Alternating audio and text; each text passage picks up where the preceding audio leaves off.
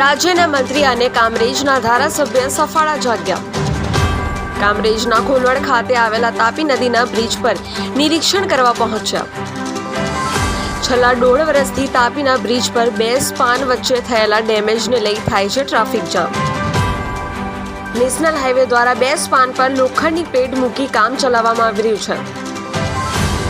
2 દિવસ પહેલા ચાલુ વરસાદે સ્પાનની આજુબાજુમાં ખાડા પડી જતા લોખંડની પ્લેટ જોખમી બની હતી। મંત્રીએ બ્રિજ પર જઈ હાઈવે ઓથોરિટીને તાત્કાલિક બ્રિજ રિપેર કરવા આપી સૂચના। કામરેજ 4 રસ્તાથી બ્રિજ માત્ર 4 કિલોમીટર છતાં મંત્રીને પહોંચતા 1.5 વર્ષ થયું।